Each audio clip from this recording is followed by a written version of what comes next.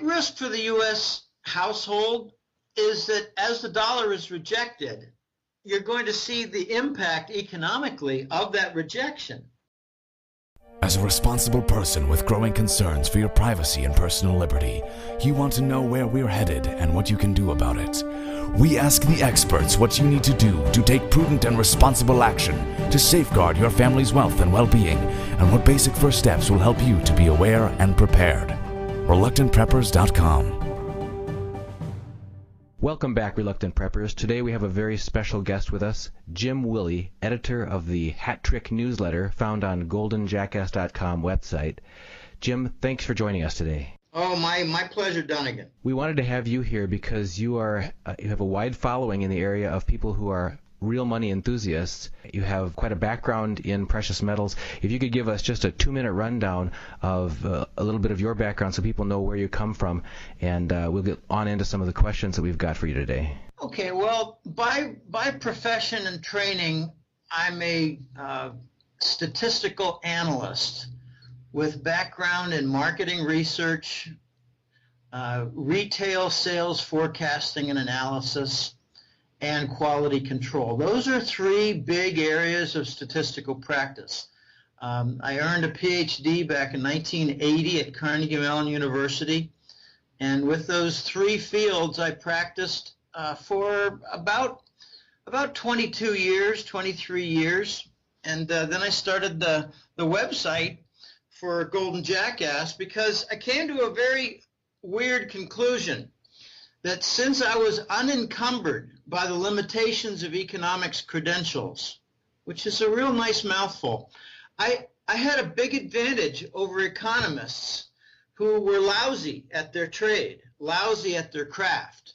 And I started the website realizing that, a statistical analyst makes for a better economist than trained economists who are basically harlots for the government and Wall Street, and really propagators of heresy in line with the Keynesian school that has been unbelievably abused and now has wrecked the system with its debt saturation. So that's my background, statistical analyst, and I kind of miss analyzing the several 100,000 record data sets and coming up with models and business applications to save millions, but this is a higher purpose, a higher mission. Now, we have you on here because a lot of our guests are keenly interested in knowing how they can increase the resiliency and protection for their family's well-being, specifically financially in this respect. And your background in being an advisor to people about strategies that they can use to recognize the real value of precious metals, for one, is one of the reasons we have you here. And we'll jump right into our first question, and that is a basic one. What makes gold and silver real money in contrast to the U.S. dollar? Well, I'd like to start with the dollar because it's not money, and here's the difference, and this is a key point, and it's overlooked by intelligent people, and it explains a lot of things. The dollar is declared as legal tender.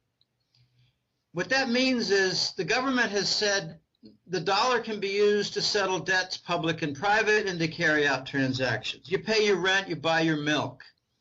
You take a loan from Joe and he pays you off the $20 he owes you, and you get dollars.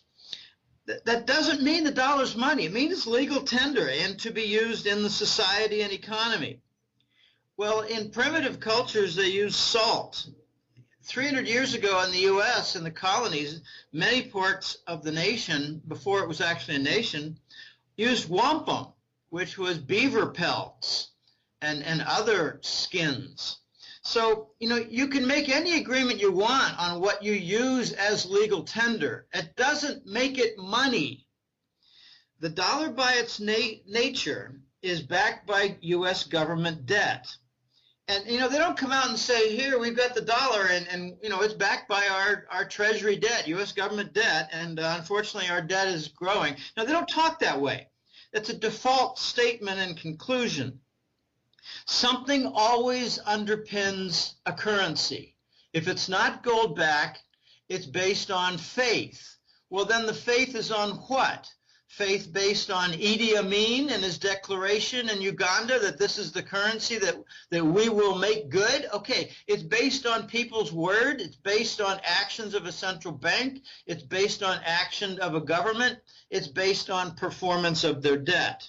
And that's what's going on with the United States.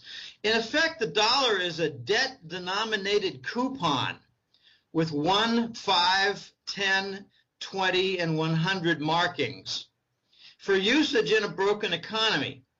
So the conclusion is that the U.S. citizen wealth is now subject to write-downs because of the problems with the money. It's not money.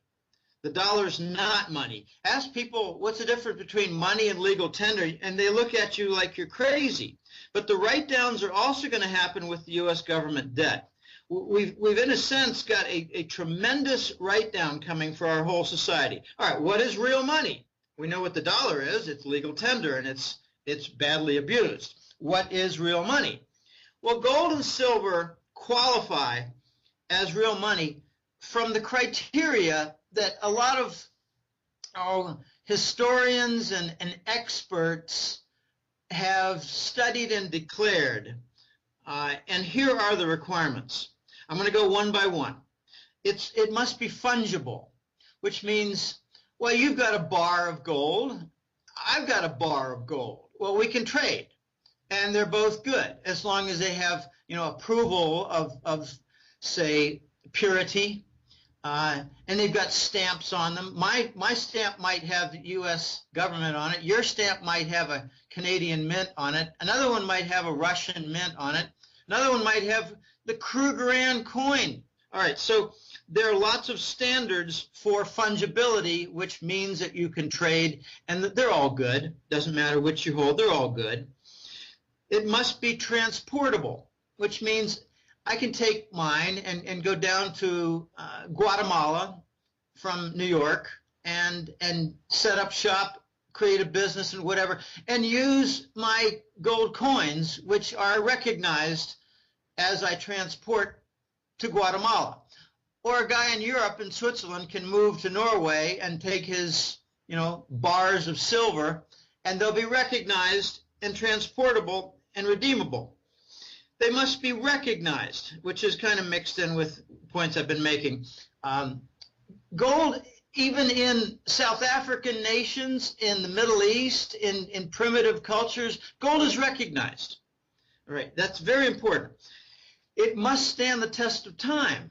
And I like to make a couple of examples. One is cute and one is more in tune with historical events. If I decide that I'm going to bury at sea, not so much sea, but in Lake Michigan, the northern suburbs of Chicago, say, I go, 600 yards out, and I'm right next to this one buoy, and I go down, and it's 250 feet deep, and I bury it in a chest. All right, I can bring that back up in 4 years, and it's still gold coins. It's still good. It's still valid. And the other one is you could find a shipwreck 100 years from now after you bury, somewhere in the Caribbean off your favorite island. Well, maybe you get killed or you die. And someone discovers your chest of gold that's buried next to the Bermuda Islands using your map that they discovered in their basement, whatever. Okay, there are lots and lots of stories of discoveries, and there are a lot more to be discovered because there was so much war back then. If you bring it back up 100 years later, it's still good. It stands the test of time. It must also be inert, which means copper cannot be money because it oxidizes and turns green. Anyone who's got some drip on an old bathtub in an old house, you might see a little green stain next to the drip. Well, that's from copper oxidizing on your plumbing, your pipes feeding the bathroom. And the last thing, it must not be counterfeitable, which, the dollar is one of the most counterfeited currencies in the history of mankind. It's being counterfeited by the CIA. they stole some Department of Treasury plates back in 2005. There are widespread stories that Iran is the world's best counterfeiters outside the United States. That's one of the conflict points that we have with Iran. They're counterfeiting the $100 bills. As soon as we come out with a new one, they counterfeit that too. They just get a copy and get their craftsmen to make new ones, and they've got the metal plates, and they know how to do it. Anyway, so fungibility, portability, recognition, standing time, inert, and counterfeiting, those are the criteria necessary to qualify for real money. And outside of gold and silver, you just don't have any. We've got cotton-based paper parchment as the basis with ink on it for dollars. Little metal strips, to be sure, and clever watermarks, to be sure. I mean, we got a quote from John Snow, who was a Department of Treasury secretary for the Bush II administration. He actually has a quote. He said, the most important thing for a strong currency is make it difficult to counterfeit. No, it's not. It's gold backing. I mean, some people wonder, why was John Snow ever selected by the Bush administration to be a Treasury Secretary when he had no finance experience? I mean, people need to really start asking critical questions out there. What did John Snow bring to the table? He was the CSX Railroad CEO, the executive, a railway executive with distribution centers and port facility access. Can you say narcotics distribution? That's what he brought to the Treasury Department. Narcotics distribution routes. Your point also about parchment having no inherent value is brought home because we toured the Bureau of Engraving and Printing in Washington, D.C., and they made the strong point at the end of the production line when they show these big uncut sheets of bills coming off. They look for all the world like the currency that we handle every day, and they said, now just be aware that we don't make money here. We just make paper and ink. That's all it is, until we wrap it up and send it over to our customer, the Federal Reserve, and they monetize it, and then it's money. And it just sounded like nothing but magic on that side, and it makes you really realize that there's nothing else going on behind that to really have value. So with all that you've told us about gold and silver having the properties that are inherent and required for something to be considered true money, why is this time, right now, a good time to acquire gold and silver? Well, basically because the dollar is being rejected globally. It's run its course. The dollar is dying. The dollar is being rejected. The dollar is done. Americans are the last ones to know it because they're the worst informed by the press. They also are one of the worst educated when it comes to money and finance and economics. I find very few people who answer the question properly. What's the difference between the dollar and money? What's the difference between legal tender and money? They have no idea. They think I'm stupid, when it's the other way around, perhaps. We're going now through the final phase of the dollar in its pathogenesis. For those who thought that the 0% interest rate policy and the quantitative easing for bond purchases by the Fed, those who thought that those steps were to revitalize could not be more wrong. Those are death events. This is a propping of Bernie.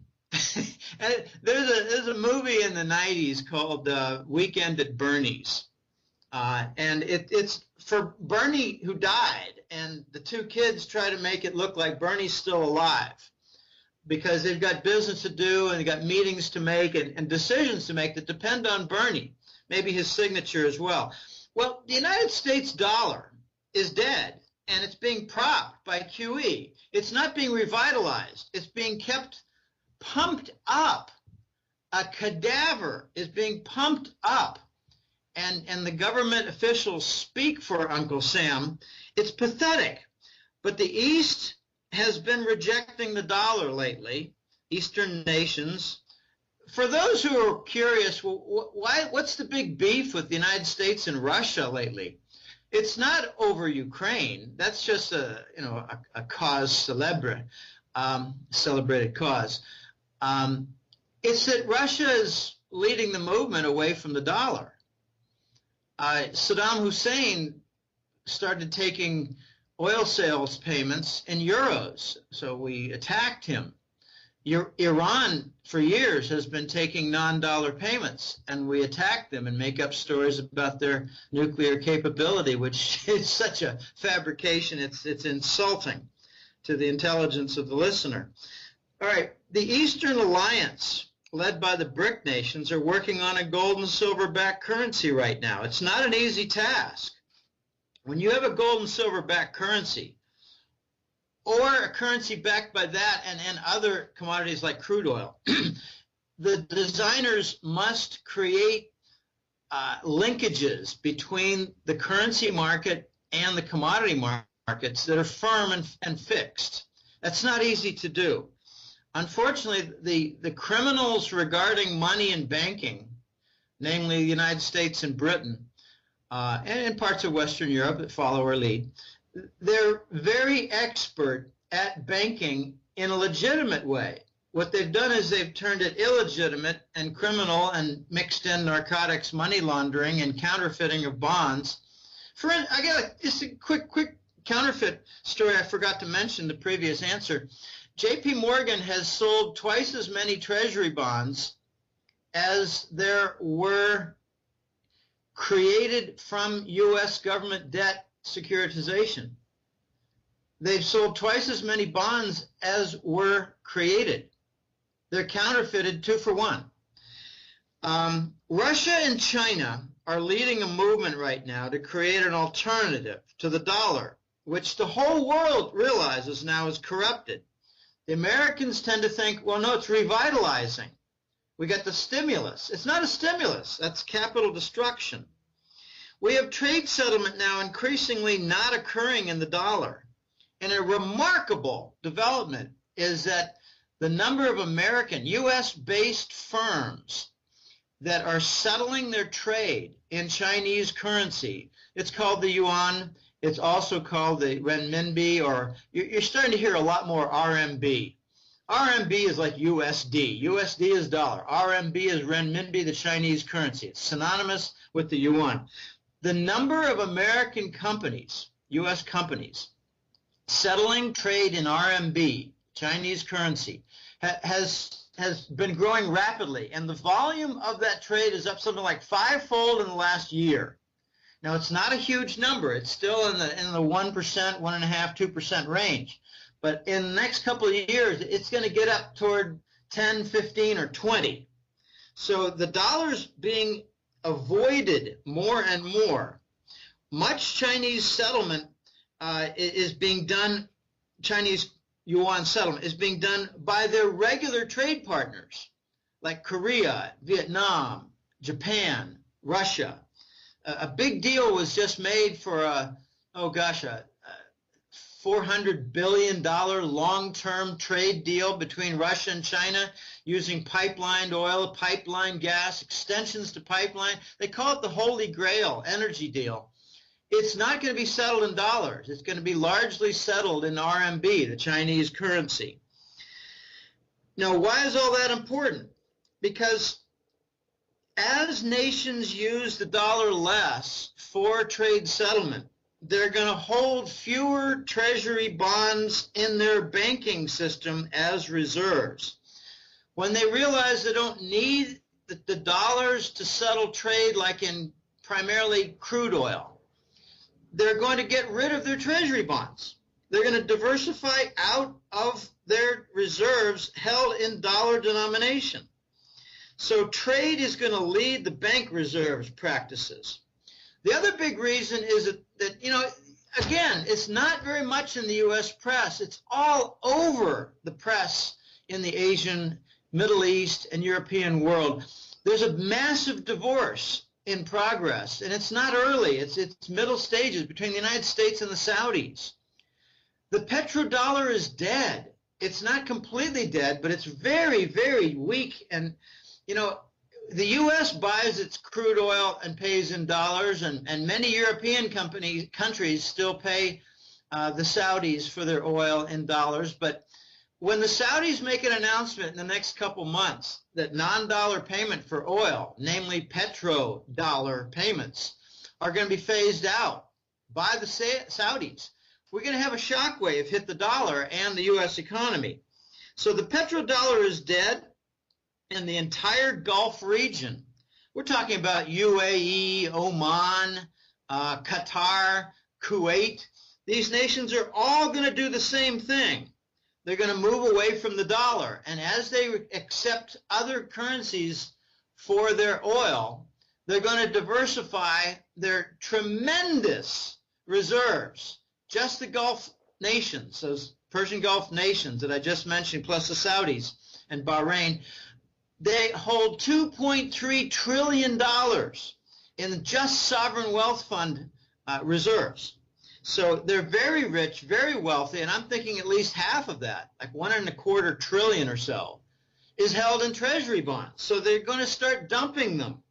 The dollar is ready for the dustbin of history, Dunnigan. It's become toxic. I mean, these sound like fantastic words. Oh, gosh, there goes a jackass being, exclamatory again, exaggerating. No, quantitative easing by the Fed is heretical. If you had asked Alan Greenspan in 1994, do you think the Federal Reserve will ever do quantitative easing in an unsterilized fashion to the tune of $50 to $80 billion a month? He would say, of course not. That would mean that we're approaching a debt default. That would mean that we're ruining the dollar. That's exactly what we're doing right now. But the dollar is toxic, not just because of the central bank activity to print money and cover the debt. They're monetizing the U.S. government debt. They're monetizing past housing debt, the mortgage bonds. It's toxic not just from the Fed's activity, but from Wall Street fraud. The counterfeiting that they're involved with, the contract fraud based on all the different mortgages, the huge deficits of the U.S. government, the endless war. We're conducting war using the dollar and forcing the targets of our war to finance the treasury bond that finances our war machine. This has never been done in history, and it invites the target nations to abandon the dollar. They're financing the attack on their countries by investing in treasury bonds. The U.S. economy is an entire credit card abuse example. We've got $400 billion a year in trade deficits. We gave away our industry to Asia. We call it outsourcing. It sounds really sophisticated. Yeah, it's not. We've killed our financial status. Our integrity is gone. So you buy gold and silver because the dollar's going away. As the dollar goes away, gold and silver will rise. Don't pay any attention to the COMEX price. Only Goombas and nitwits follow the gold price every single day. I follow the events that are largely coming out of the East and now more and more in Europe for the disposal of the dollar and its rejection.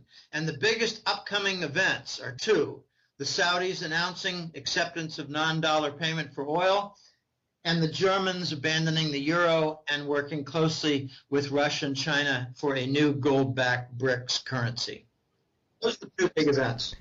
Well, that leads to that relates to the next question is, you've been describing the death of the dollar and how it's being propped up like the corpse at Weekend at Bernie's. So that's a distraction away from the alternative, which would be real monies, silver and gold. So what is there that this head fake is actually being practiced on the other side by the powers that be, that governments, central banks, and others really do recognize the importance and value of gold and silver more than they're letting on, so that they're distracting us to continue to have faith and confidence in this debt-based fiat dollar while they're taking actions over on the gold and silver side? Well, basically, they want a seller for what they're buying. They're buying gold. They're not going to say, we want the public to buy gold because we like it too. No, they're more evil than that. They're saying gold is worthless, doesn't pay a yield. They put out these clowns like Warren Buffett, Warren Buffett is a total liar and a clown. He comes out and says it doesn't earn a yield. Well, he's a liar because he was earning a yield for about 3 or 4 years with his buddy Hank Greenberg selling option calls on silver until he was called away, and then he lied again and said that he sold his silver too early. No, he was called away into a forced sale because he was earning 8 to 10% a month income on his silver holdings.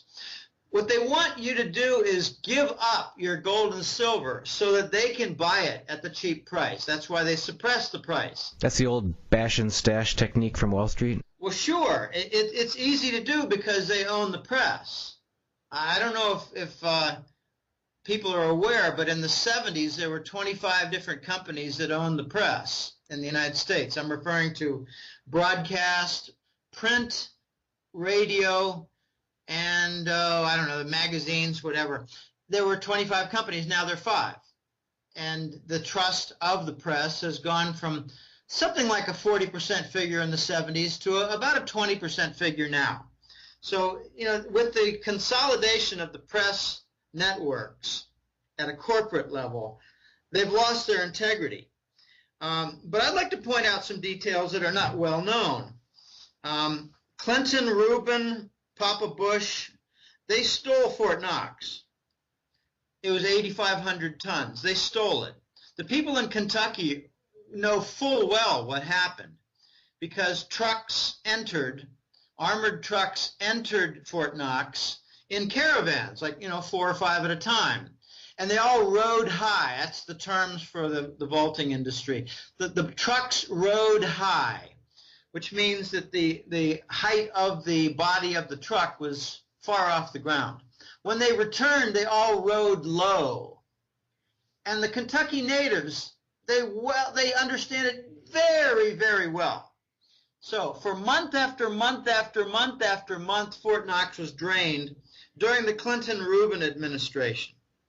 What they did was they created a 0% gold lease opportunity. So just available for the Wall Street banks. You couldn't have borrowed that gold for 0%. No, they borrowed it at 0%, and then they put on short contracts for the gold market and futures, and with the proceeds and the money left over, they would buy mountains of long treasury bond contracts. So the Clinton administration likes to talk about the decade of prosperity. I talk about the decade of stolen prosperity because the proceeds from the gold financed the reduction and rally, the reduction in bond yields and the rally in U.S. government debt via the treasury bonds. So the Wall Street mavens made somewhere between $2 and $3 trillion on a leverage basis from stealing Fort Knox. They didn't get rid of that gold. They stored it. And what I've come to learn, see, there's a big question. We all know that there's a lot of naked, well, we don't all know. The enlightened people who follow the gold industry know that there's a tremendous amount of naked shorting of gold futures contracts and silver futures contracts. By that I mean they sell a contract and never deliver the contract, never maintain the margin calls, are forgiven on it, roll it over to the next month, add on more short contracts, and since they don't maintain the margins, since they never deliver on the contract, they're called naked shorts. They're illegal, but the big banks in the United States are not subject to laws. They ride with impunity. So the big question has been going on for 10 years. If the big banks of Wall Street have all these huge short positions, who's got the other side? And the answer is the executives to the firms. The CEOs of the Wall Street firms have enormous gold commitments.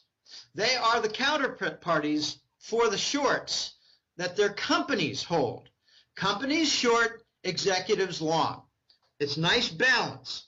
And it's actually an argument that goes against the likelihood of a force majeure, which means, well, due to economic situation and whatever, the whole nation's under siege, so we're going to cancel out these entire contracts. I don't think they will. I think they're going to gut those companies and make them forced into bankruptcy because as they go into bankruptcy, the long contracts will be held by those executives. And where do they hold them? The company's called the Carlyle Group. They're often interviewed on respectable shows that have other harlots. But the Carlyle Group has lots and lots of Wall Street executives as investors. And this was all revealed by Jim Sinclair, who I'm actually in touch with once in a while. He's a great guy. He's got his own background. So, you've got these Western central banks, and they realize that a return to the gold standard would cripple the U.S. economy. So they're protected. They know the gold standard's coming, but they're protected because they, as individuals, own tremendous holdings, tremendous assets in gold. And they're largely not in the United States. If they're not in the Carlyle Group, they're held in Caribbean locations, Swiss locations. So the risk for the return to the gold standard is to send the United States to the third world. No bankers in power, notice, ever cite the Austrian School of Economics and its teachings. But a lot of our guests here on Reluctant Preppers do, so please continue. Well, it's about sound money. They explain in the Austrian school what happens to not just a society, but to an economy and the structures of a nation financially. They all disintegrate. They decay. They fall apart. And that's what's happening in the United States. QE is not a revitalization. QE, the bond monetization, especially since it's unsterilized. I'd like to explain that. If the Fed decides, all right, we're going to buy $40 billion of Treasury bonds this month, but we're also going to remove $40 billion from the banking industry so as not to change the money supply. That's called sterilized. They're not doing that. They're just adding money to the system. It's unsterilized. It is acidic, hyper monetary inflation that they all know well and good from their studies. It destroys the financial structures. It kills capital. Now, I'd like to explain real briefly how it kills capital. As the Fed prints money, unsterilized, so just pure injections, what's the response by the system? Well, they see that the dollar is being undermined, so holders of Treasury reserves in foreign countries, they start selling, they start diversifying out, they start buying more gold, they buy more maybe huge energy deposits, so they diversify with a hedge into something that's hard asset and tangible. What do other companies do? Well, they start, doing things that are anti-dollar. They do the same thing. They invest in, say, a copper mine in Peru. They invest in something tangible, hard asset. They lighten their load of the treasuries that they hold as debt securities. So what happens to the global economy? Well, the prices go up. The costs go up. I've been making a big distinction for 3 years. It's not just a matter of price inflation. Where are the prices rising? It's the costs. The costs are rising from QE. As costs rise, the companies that sell product cannot raise their prices for end products so easily. So the result is that they have a squeeze on their profits. Then you have all these companies going into liquidation because they're failing. So they liquidate their inventories. Again, more downward pressure. You hear about the word deflation, which I hate the word deflation. People don't define it. They just use it without knowing what on earth they're talking about. So the result of QE is a squeeze on profit margins that shuts down businesses, forces liquidation, forces job cuts, and forces a feedback loop into the system where even fewer people have money in their pockets to keep the economy going. And then stage two, after, say, several months, we're into our 4th year of QE. So we're into several feedback cycle loops where the capital is being destroyed. And by that I mean the equipment is turned off. It is retired. It is liquidated in cases, or it is just shoved in a big warehouse. All these different widget-making machines, all these different telephone and computing machines, all these networking relay racks and disk drives, they're not used. This is what QE is doing. It's killing capital on a global stage. How does that scale down into the individual family? We can imagine that with prices rising or with jobs, layoffs, that sort of thing, some of those consequences are closer to home. Can you bring that down to an individual family scale in these global events that you're describing? What are some typical ways that plays out for the individual family as a risk? Well, the big risk for the U.S. household is that as the dollar is rejected, you're going to see the impact economically of that rejection.